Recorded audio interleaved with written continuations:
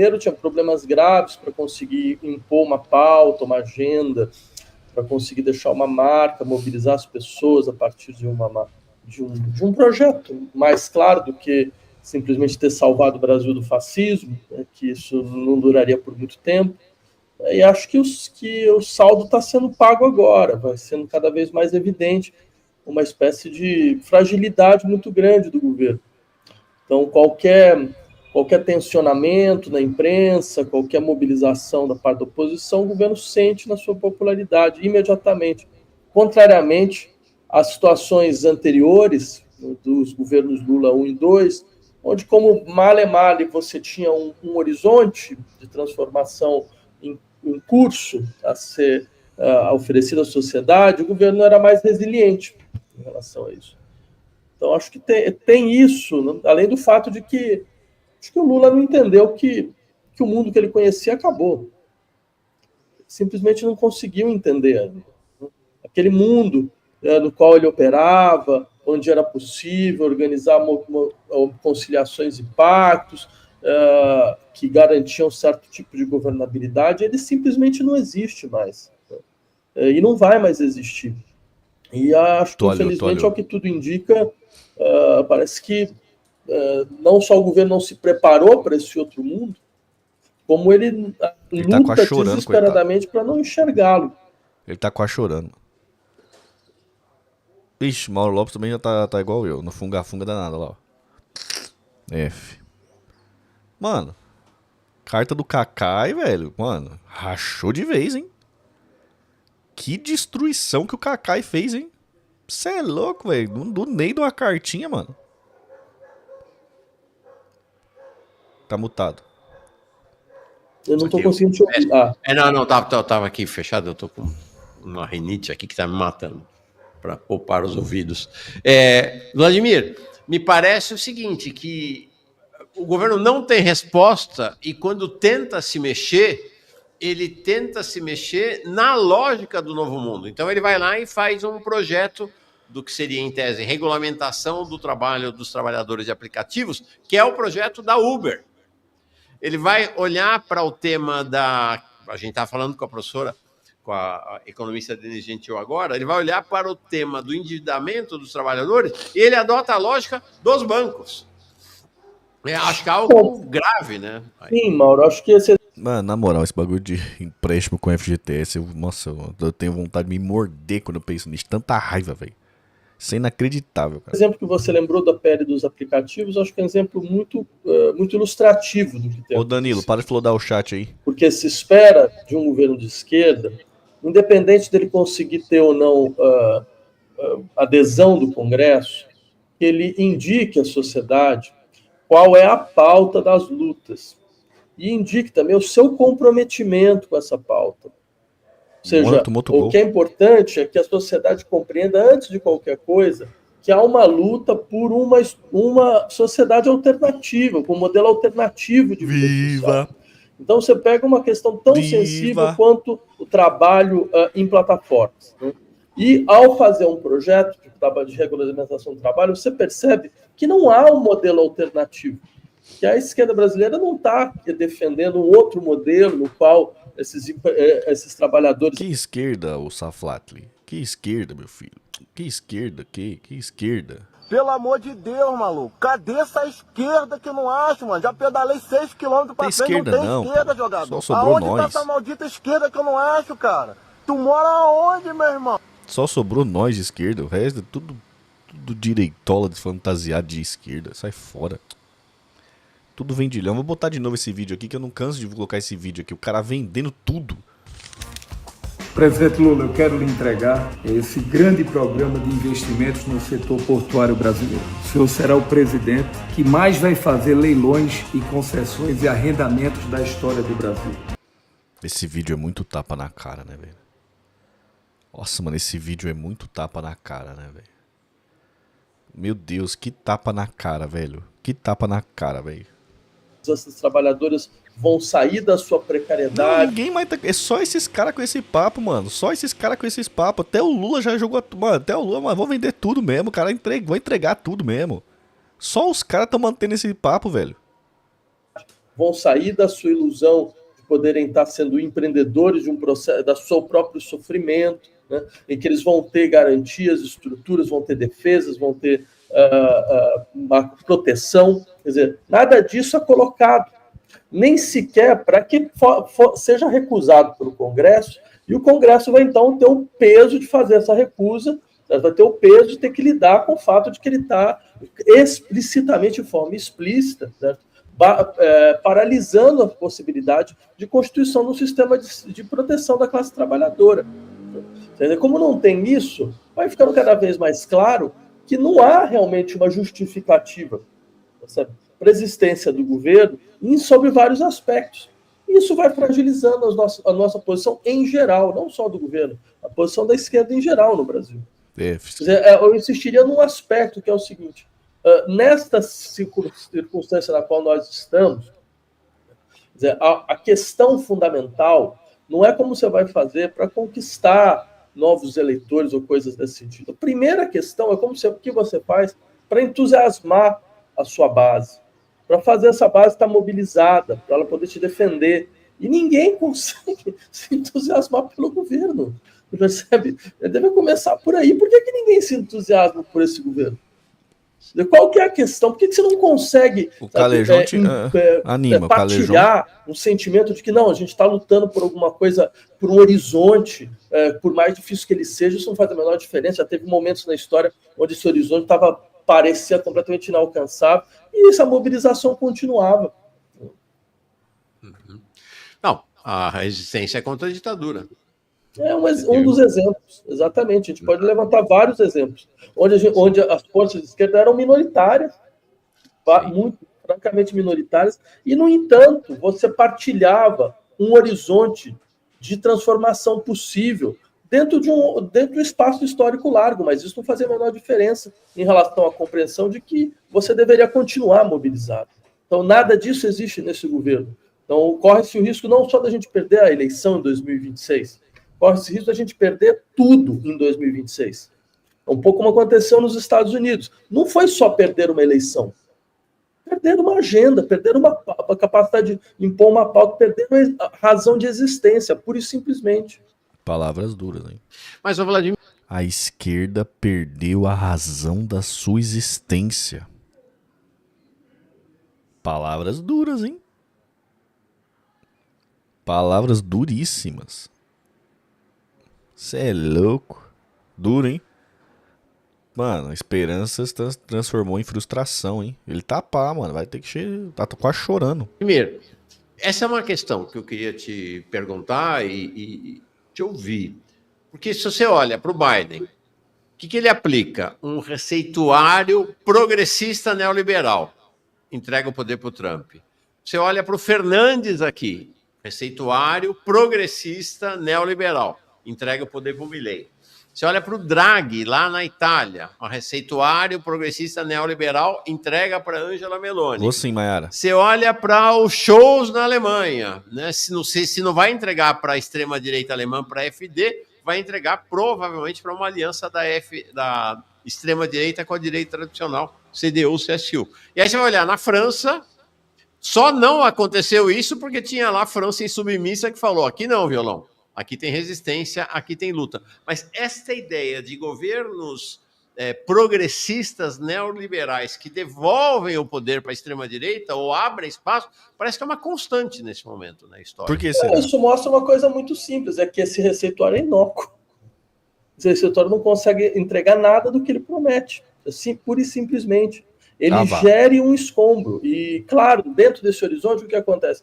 Quer dizer, eles aceleraram esse processo de retorno da extrema-direita. Eu queria insistir nesse ponto. Quer dizer, o receituário moderado, desse progressismo moderado, né, ele não só não conseguiu melhorar concretamente as condições da classe trabalhadora, como ele acelerou o retorno da extrema-direita. Ele acelera o retorno da extrema-direita porque fica cada vez mais evidente a incapacidade que você tem de operar com transformações necessárias para a sociedade. Então, a extrema-direita ela vem com um discurso que, assim, não, as transformações a gente faz. Sim. Então, a extrema-direita entusiasma, eu queria insistir nesse ponto, né? É entusiasmo no sentido de falar, veja, não, dentro desse horizonte de crises na qual nós nos encontramos, nós temos uma saída, a gente tem uma solução. A solução é não tem mais Estado, não tem mais proteção. Tamir, vota-se em um projeto. Foi o que... Aí o cara chega lá e não faz nada que ele prometeu. Como você estaria se o Ciro desse esse cavalo de pau para poder governar? A tristeza é geral dos petistas. Mas os petistas estão metendo louco, porque não votou em projeto nenhum, né? Não votou em projeto nenhum, né? Falar que PT e Lula tem projeto tá de brincadeira e FMI, né? Lula não prometeu nada e tá entregando nada. Não sei por que eles estão chorando. Cada um por si, né? E nós vamos dar as condições para isso. Você vai poder se defender sobre todos os aspectos. Você defende tanto fisicamente quanto economicamente. Você não vai ter mais travas, você não vai ter que pagar impostos, você vai poder empreender da maneira como você bem quiser. Eu vou te dar vouchers, não vou te dar mais serviços públicos. O discurso é coerente, ele é catastrófico, mas ele é coerente. E o que o campo progressista tem a oferecer? O Biden, os números da economia com o Biden são números positivos. Isso mostra uma coisa muito interessante. Esses números positivos não significam mais nada. Eles não têm nenhuma significação. Eles não conseguem fazer o seu número de desemprego pode ter caído, mas o trabalhador, a trabalhadora, está precisando trabalhar em 2, 3 turnos para conseguir sobreviver. Ele está completamente endividado. Então, significa que a qualidade do trabalho está completamente degradada. Se a qualidade do trabalho está degradada, o número de desempregados e de empregados já não tem o sentido que tinha 20 anos atrás. Sim. Já não tem a relevância que tinha 20 anos atrás. Então, você fica olhando para números que já não tem mais relevância no que diz respeito às condições concretas da vida das pessoas. E aí cria essa ilusão, mas eu entreguei números tão bons, olha só, recuperando a economia, aí as pessoas votaram contra, porque elas devem estar dentro do sistema de delírio, porque elas devem estar totalmente ressentidas, porque elas estão sendo enganadas, aí começa.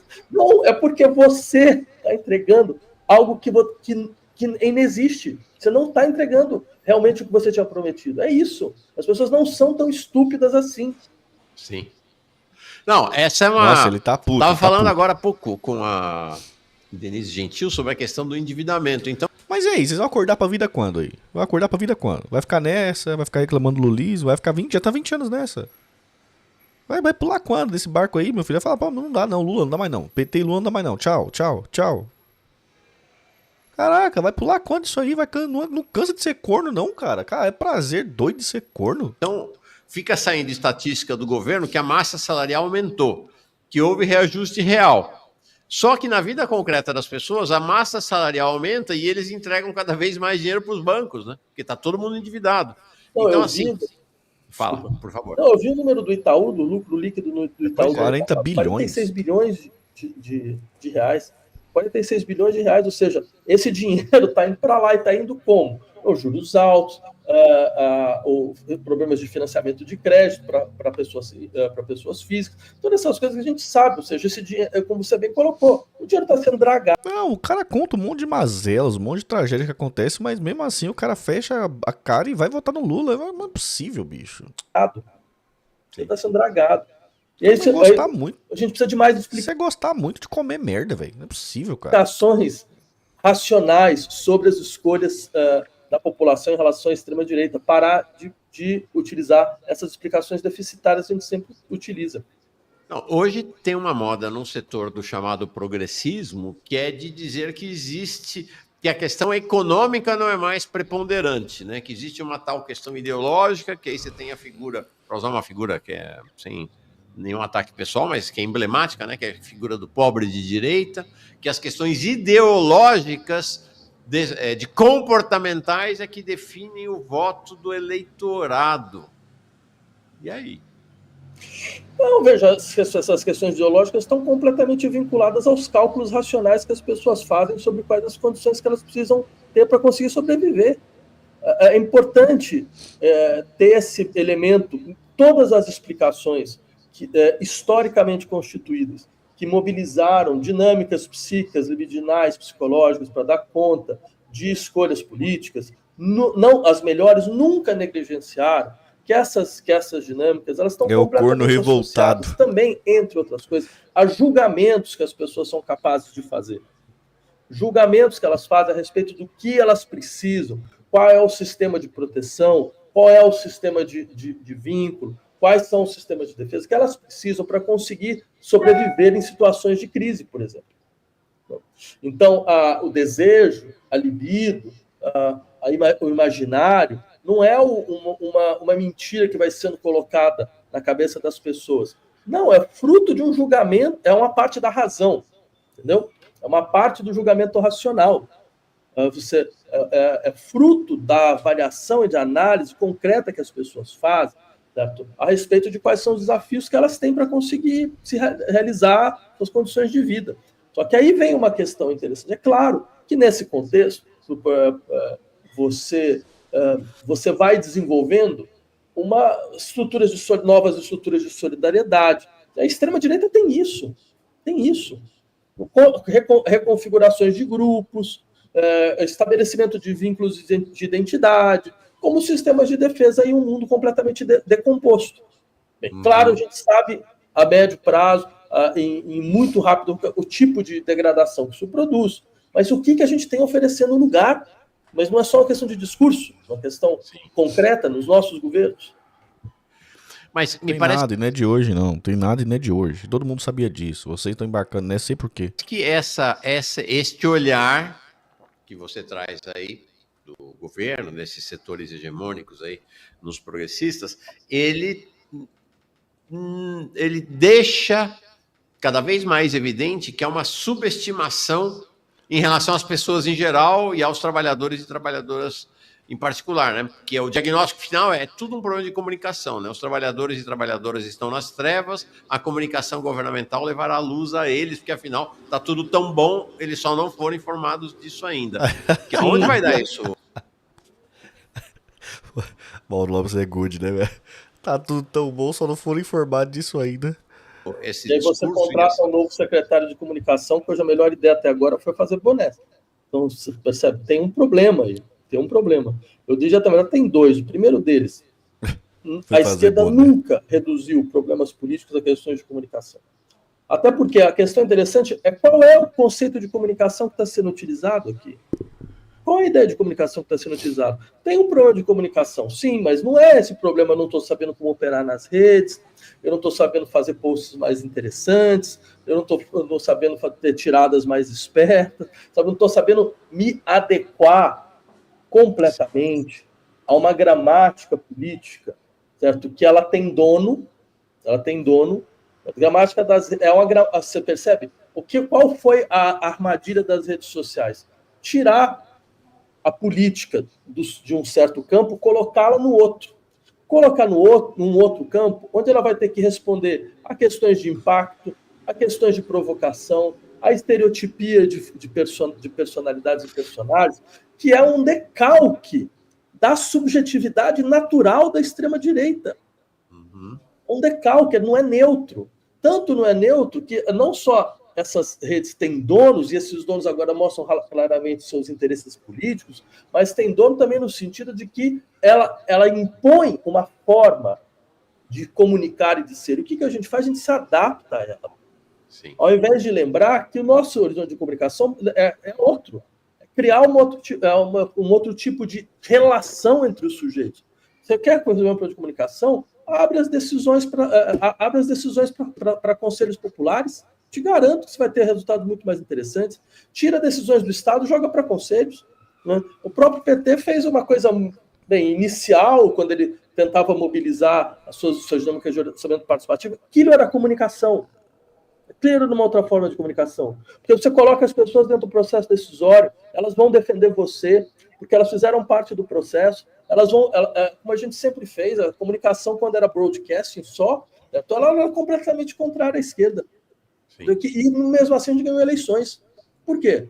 Porque você tinha uma outra dinâmica e que se contrapunha às informações do sistema broadcast. Você tinha a dinâmica das pessoas que falavam, não, mas a minha experiência concreta é outra. Mas eu ouvi outra coisa. Então você percebe, como você tirou isso? Por que não tem? Simplesmente não tem. Por que você não modificou nenhuma Ele tá muito pá, né? linha os processos de governo e nem mostrou que quer modificar? Porque ainda tem isso. Você pode não conseguir, mas você mostra que você está lutando e você faz as pessoas acreditarem em você.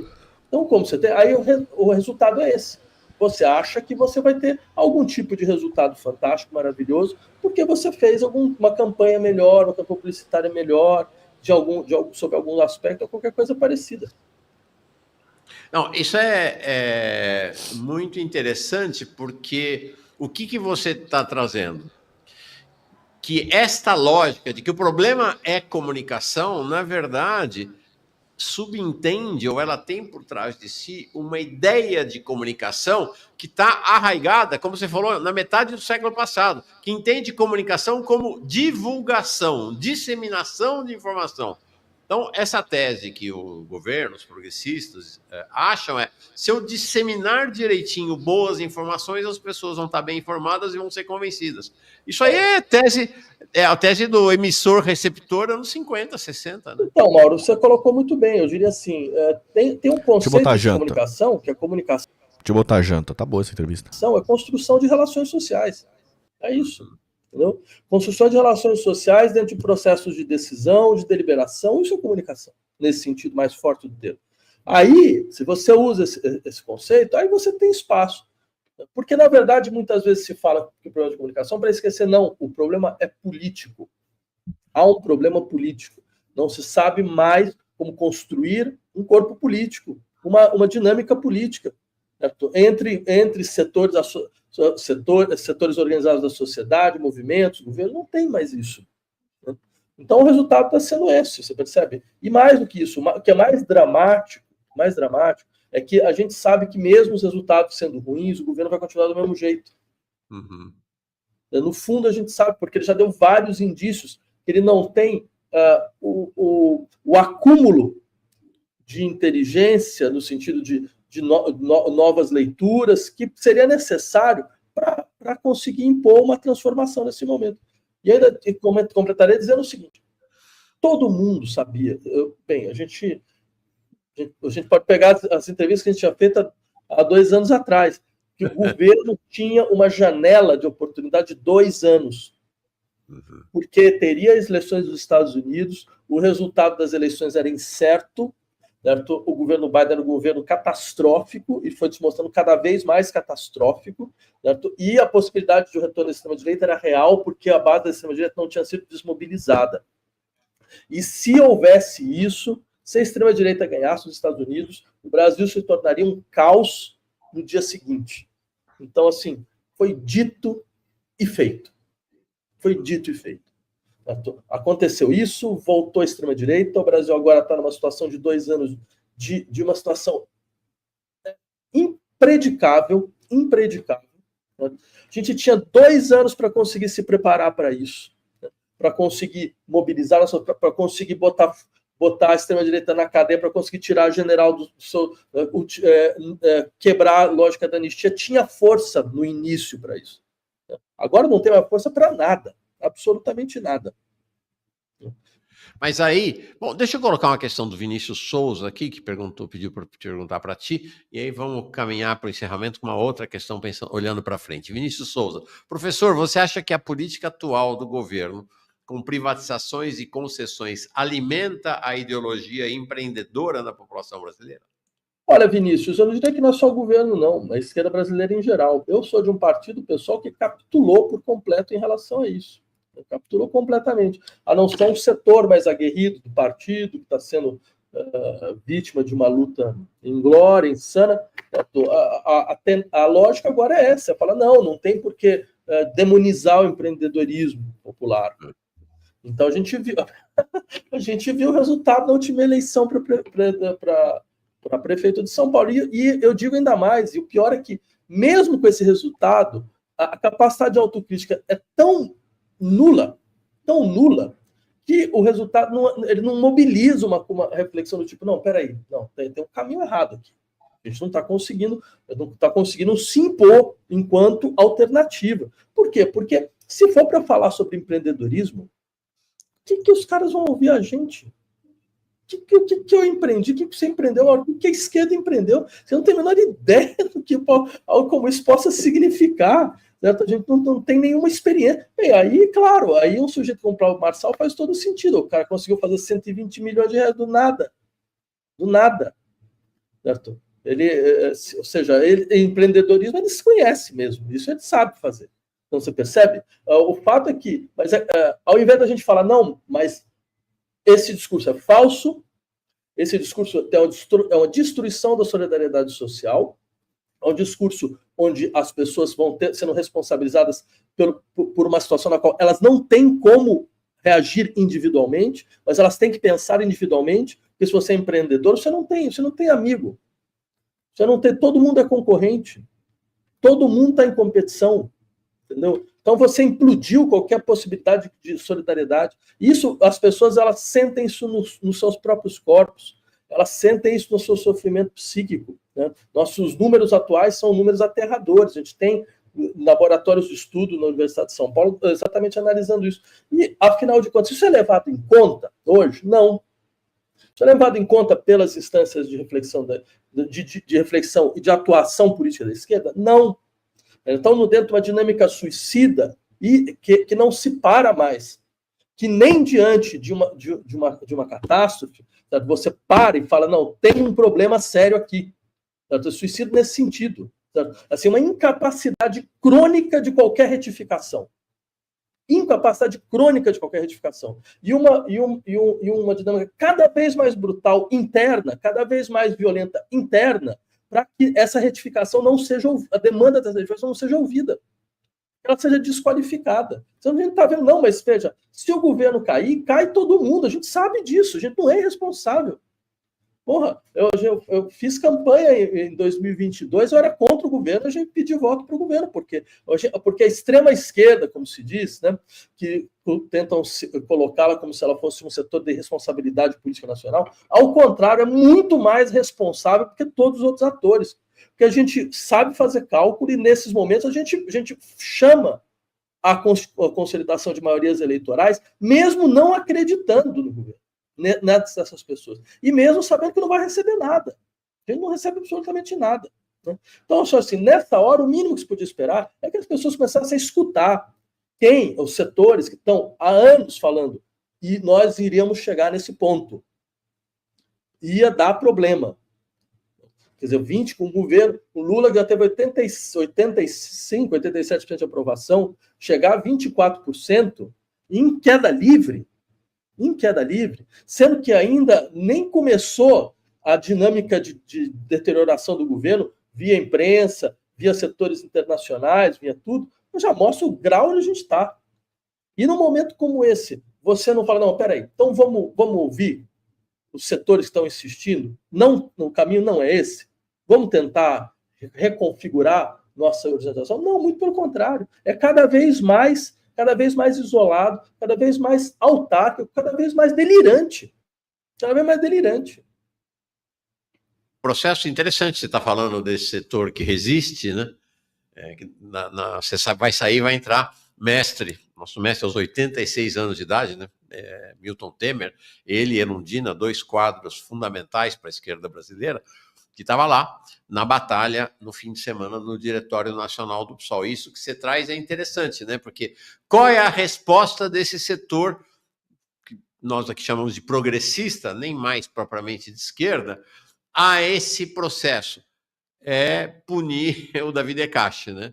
É não permitir que a esquerda do PSOL exerça a liderança do partido, enfim. Você tem um processo em que, apesar da esquerda ter avisado o que ia acontecer nos últimos 2 anos, agora a esquerda é responsabilizada pelo que está acontecendo, né? É um negócio maluco. Bem, é bom saber que a gente tem tanto poder assim, eu não sabia. Pois é. Eu acho ótimo. Bem, manda um abraço para o Milton, grande personagem. A última questão, que aí eu vou passar a bola para o Milton a partir daí. Última questão. Qual o horizonte, como é que você pega? Esse setor da esquerda é pequeno. É bem pequeno. É Milton, você, Jones, pouca gente. Mas como é que você olha para esse setor em 2026? Olha, eu sou a favor da gente se descolar por completo e começar a construir uma outra alternativa. Eu sou a favor. Sou a favor mesmo. Né? A gente se descolhe porque esse barco vai naufragar. Eu não nasci para naufragar no barco dos outros, entendeu? Se for para naufragar, a gente naufraga defendendo as nossas ideias de verdade. Certo? Então, assim, eu sou a favor de a gente criar uma alternativa. Bem, eu só posso falar uma descrição rapidamente. Olha, quando eu fui candidato a deputado federal, lembro que o Guilherme me ligou falando: eu vou ser candidato a deputado federal, não vou ser candidato a governador, porque eu quero organizar um polo de oposição de esquerda. E foi aí que eu falei, Guilherme, se é isso que você quer, então, assim, se o partido achar que é interessante eu sair, eu saio junto, porque isso acho que faz sentido. Né? Então, eu gostaria de recuperar essa ideia, porque não foi isso que aconteceu. Né? Uma coisa completamente diferente. Eu acho, sim, que o país precisa de uma oposição de esquerda forte. Isso até a melhor coisa que pode acontecer para o governo. Porque... Toalhou, né? Quem diria que o Ciro Gomes estava certo, então, avisar, hein? Ó, esse navio vai afundar, hein? Navio vai afundar, não, é fascismo, é crítica moralista. Agora, né? Agora, não, tava ouvindo. Mataram as alternativas, seus canalhas, Tava ajudando a matar as alternativas mesmo, né? E o governo começa a lembrar que ele tem que também acertar contas com o outro lado. Acertar contas no sentido de levar em conta. Né? Então, por mim, a gente se descola por completo, a gente organiza um outro campo. Bem, isso é um programa para médio e longo prazo, mas pouco importa. Pelo menos você oferece um médio e longo prazo para alguém, certo? E consegue ir, porque essa luta não vai terminar amanhã. Essa luta é uma luta de 20 anos. Então é melhor a gente se preparar para uma luta de 20 anos. Perfeito. Legal. Gostei. Tem um rumo aí. Tem um projeto, tem uma proposta. Valeu, Vladimir. Boa volta para você. Boa semana. Obrigado. Abração. Tá aí. Mais um dessa saga de puladores do navio. Né? Puladores do navio. Ajudaram a afundar os outros navios. Plural de navio é navios ou navios? Né? Ajudaram a afundar os outros aí. Agora tá todo mundo em alto mar no barco. O barco tá afundando. E agora o nego aparece com a maior cara de pau pra falar que vamos pular do barco, que esse barco afundou. É, né? A cara de pau dos caras. É, né? Tá.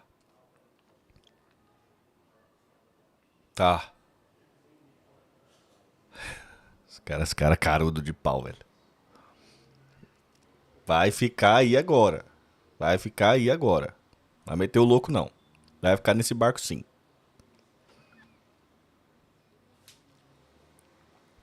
O atual modelo, lembro da Dilma. Ela tá parecendo o Dilma mesmo, mano.